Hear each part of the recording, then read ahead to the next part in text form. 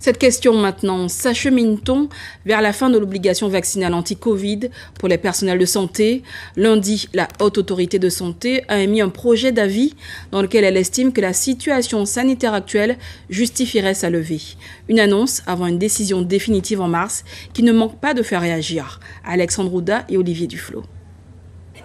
Voilà des images qui pourraient bientôt appartenir au passé. Après 16 mois de mobilisation, cette recommandation de la Haute Autorité de Santé, qui n'est que provisoire pour l'instant, était une évidence pour les membres des organisations en lutte contre l'obligation vaccinale. L'avis définitif ne sera rendu qu'à la fin du mois de mars, après une phase de consultation publique. Une manœuvre supplémentaire pour réduire les effectifs selon les syndicats.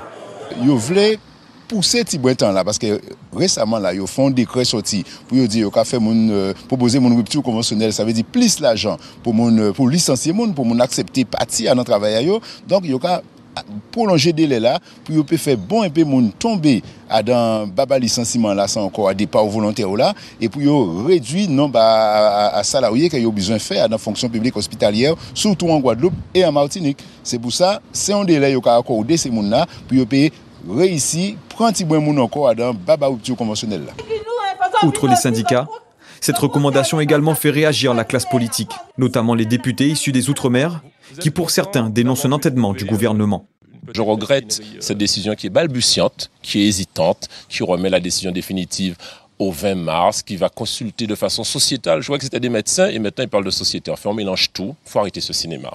Et il faut que le gouvernement français se range à la sensibilité, à l'humanité, à la logique européenne. Aujourd'hui, la France est isolée. Tout le monde est intégré sauf la France. Donc, réintégrer les soignants suspendus non vaccinés et singulièrement en France, en Martinique, en Guyane, on a des déserts médicaux.